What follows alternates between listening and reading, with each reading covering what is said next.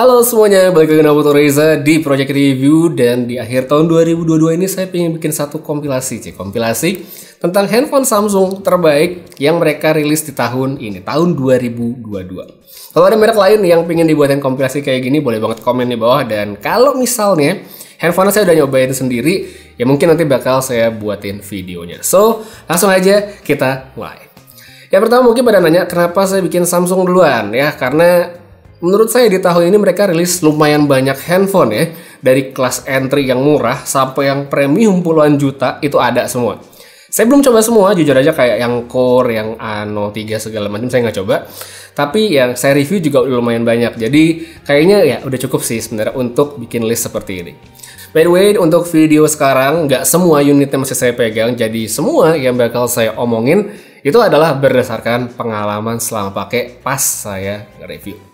By the way, sebelum kita lanjut, kalau lihat-lihat ya, Samsung ini di akhir tahun kayak cukup santai, khususnya untuk seri mid-range ya, karena kayak dikasih jarak sekitar 1 tahun dari perilisannya. Jadi bukan yang 6 bulan sekali ada produk baru kayak misalnya Galaxy A gitu ya. Dia kan udah rilis dari bulan Maret dan sampai sekarang nggak ada kelihatan tuh, misalnya kayak dulu kan ada A52, ada A52s, sekarang nggak ada tuh A53s. Ini akan jadi bagus banget karena ya bikin saya gampang buat bikin list sekarang. Oke, untuk yang pertama di sini ada salah satu mid range mereka yang harganya bisa dibilang paling tinggi, yaitu Samsung Galaxy A73 5G. Device ini bisa dibilang nggak terlalu populer ya, tapi merupakan salah satu rilisan yang menurut saya bagus dari Samsung tahun ini. Secara specs dia masih bisa dikatakan oke banget untuk kelas mid-range, apalagi saat baru rilis. Chipsetnya dia pakai Snapdragon 778, layar itu Super AMOLED 120Hz, kamera 108 MP.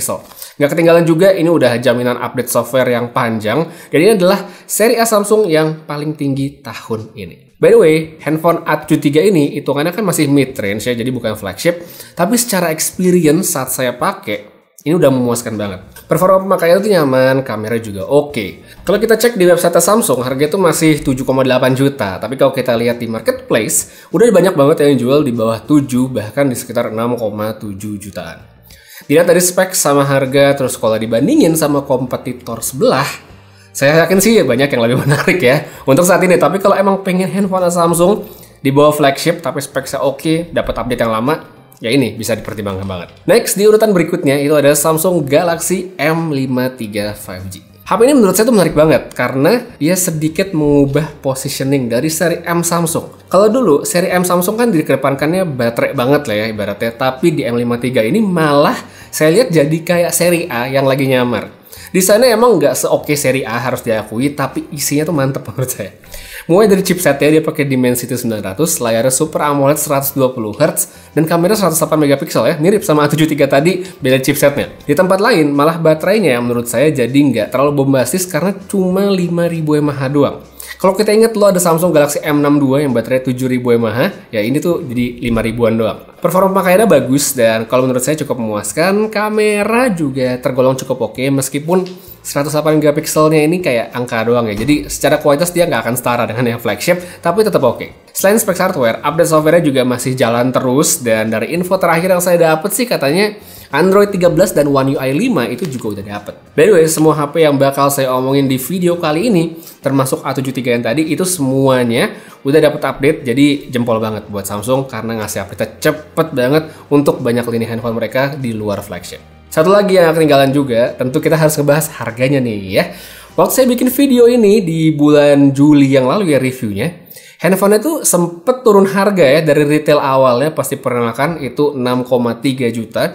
Jadi 5,8. Nah sekarang sekitar 6 bulan setelahnya, M53 harga itu saya cek udah menyentuh 4,7, 4,8 jutaan untuk yang versi baru dan bahkan bisa lebih murah kalau kita cari yang second. Seri handphone berikutnya yang menurut saya juga oke banget di tahun 2022 tidak lain adalah Samsung Galaxy Z Flip 4 ya. Waktu rilisnya itu kan dia barengan dengan Z Fold 4 dan HP ini saya lihat punya hype yang gede banget karena emang dibuat Samsung lebih menarik di tahun ini.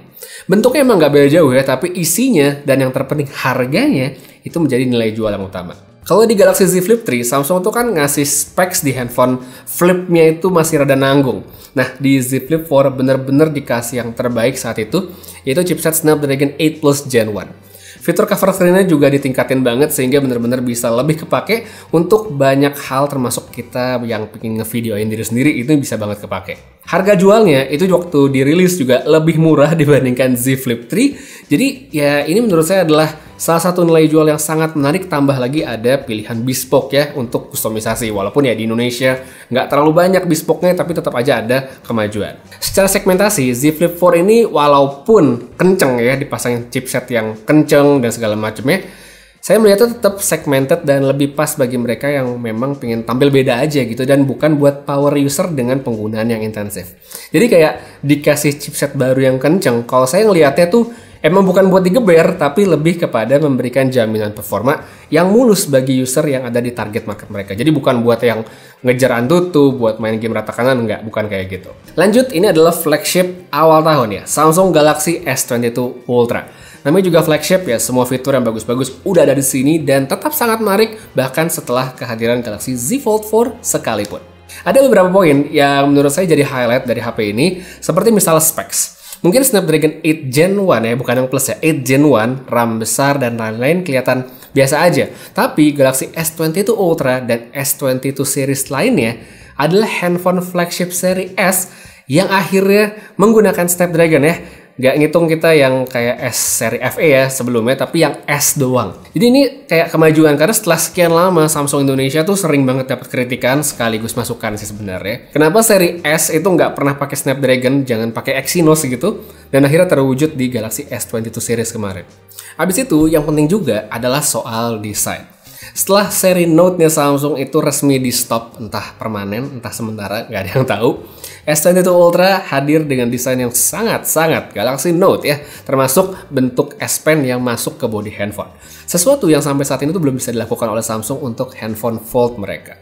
Harganya ada di kisaran 16-17 jutaan saat ini ya, masih mahal, tapi maklum ya. Cuma, by the way, saat ini sekalipun HP-nya bagus, promonya juga banyak ya, saya tetap tidak merekomendasikan untuk membeli S22 Ultra apalagi dalam kondisi baru saat ini. Alasannya gampang, karena sebentar lagi 2023 dan Galaxy S23 ya, S23 series itu jaraknya paling 2-3 bulan lagi. Jadi kalau emang ada uang untuk beli S22 Ultra saat ini, kalau menurut saya mending ditahan dulu sampai mungkin ya sambil nabung ditambah-tambah dikit kali ya untuk S22 Ultra yang nanti menurut saya sih bakal menarik ya. Seandainya enggak pun ya, kalau udah ada rilis yang baru kan otomatis yang lama harganya juga bakal turun ya. Dan kita bisa dapat harga yang lebih murah dari sekarang. Berikutnya adalah handphone favorit sekaligus salah satu daily driver saya saat ini, tidak lain dan tidak bukan ini Samsung Galaxy Z Fold 4 ya. Masih ada barangnya karena emang masih saya pakai banget. Perubahannya emang nggak drastis kalau dibandingkan dengan versi sebelumnya, tapi sebagai handphone foldable, experience itu emang beda banget. Emang masih cobain sendiri, sebenarnya nggak bisa cuma lihat doang. Kayak punya handphone dan tablet mini pada saat yang bersamaan. Bener-bener handphone yang menurut saya serba bisa, entah dipakai produktivitas atau untuk multimedia atau mungkin aktivitas lain kayak ngepack paket ya sambil direkam video supaya kita bisa klaim garansi kalau misalnya ada masalah. Ini semuanya bisa. Layarnya bagus, performanya oke, kamera juga mantep banget untuk ngabarin momen. Dan nggak cuma dari segi hardware doang, Samsung benar-benar menggarap software dengan sebaik mungkin untuk memberikan experience multitasking yang seamless dan tentunya maksimalin kameranya. Kalau yang ini, walaupun nanti udah ada Galaxy S23 yang Ultra sekalipun, buat saya sih masih tetap menarik dan recommended karena memang segmentasi dan pemakaiannya tuh nggak sama. Sebelum lanjut ke handphone terakhir, saya pengen honorable mention juga untuk ini nih, Samsung Galaxy A53 5G. Bukan karena HP ini memuaskan, tapi menurut saya dia malah mengecewakan. Bukan berarti jelek ya, karena pada kapasitas pemakaian yang tidak intensif ya HP ini sebenarnya masih oke. Dan kalau saya cek di marketplace kayak laku-laku aja sih ya dari penjualannya. Cuma persoalannya itu adalah kehadiran Samsung Galaxy A52s yang rilis sebelumnya dengan standar yang menurut saya begitu tinggi sehingga membuat Galaxy A53 5G ini kayak menawarkan update software yang nggak terlalu menjual untuk kebanyakan orang. Makanya nggak kaget banget di awal-awal perilisan handphone ini yang namanya naik itu justru bukan A53 melainkan Galaxy A52s justru dicari-cari orang. Dan sekarang satu lagi handphone terakhir di 2022 itu adalah, saya yakin banyak yang nggak nyangka ini bakal saya sebutin terakhir, yaitu Samsung Galaxy A33 5G. Ya ini adalah handphone dengan value yang menurut saya teramat menarik dari Samsung di tahun 2022. Speknya emang bukan yang tinggi, dia bukan flagship, tapi menurut saya dia berhasil mencuri spotlight yang harusnya buat Galaxy A53 III. Dengan harga rilis yang lebih murah, Galaxy A33 5G ini menawarkan specs yang mirip-mirip sama saudaranya. Desainnya juga mirip-mirip, tahan air dengan IP rating, chipsetnya sama, baterainya sama, dan juga dapat dukungan update software yang panjang. Untuk saat ini sih terbukti ya, karena saya cek juga dari orang-orang yang pakai katanya sudah mendapatkan Android 13 dan One UI yang terbaru. Jadi untuk handphone yang harganya tidak mahal ini adalah sesuatu yang sangat menarik. Performa pemakaiannya juga oke selama bukan untuk mereka yang berekspektasi lancar ngebut ala flagship. Dan paling yang berbeda signifikan kalau kita bicara dengan Galaxy A53 itu adalah satu kayak refresh rate layar yang cuma 90 Hz dan juga resolusi kamera yang lebih rendah. Tapi karena harganya lebih murah, jadinya menurut saya sih bisa banget dimaklumi. Untuk saat ini, ngomong-ngomong soal harga nih ya, dia tuh udah lebih murah karena untuk varian 6128 sudah masuk di ranah 3 jutaan, sedangkan 8128 serta 8256 yang lebih tinggi itu ya lebih mahal tapi masih di rentang 4 jutaan. Masih oke banget kalau menurut saya. By the way, sebelum menutup, saya mau ngasih saran juga nih buat yang mungkin langsung pingin beli gitu ya. Perlu diingat kalau kebanyakan HP yang saya omongin di video kali ini adalah mid-range yang rilisnya di awal tahun. Sekarang 2022 udah mau habis, saya 2023 coming soon, yang artinya kebanyakan dari seri A, M, dan tentunya S itu akan masuk ke seri terbaru. Jadi kalau pengen beli sekarang ya nggak apa-apa banget. Tapi kalau misalnya masih bisa bersabar, masih mau nunggu, masih mau nabung, waktunya menurut saya nggak terlalu lama. Jadi ya tinggal cocokin aja dengan kebutuhan masing-masing. By the way, kalau pengen beli, saya taruh linknya pada kolom deskripsi di bawah. Untuk sekarang guys, gitu aja dulu sedikit kilas balik untuk handphone Samsung terbaik di 2022. Makasih banyak nonton sampai habis, dan kalau kamu memakai salah satu dari yang saya omongin di video kali ini, coba share pengalamannya pada kolom komentar di bawah. Terima kasih, sampai ketemu lagi di video berikutnya, dan seperti biasa, have a nice day.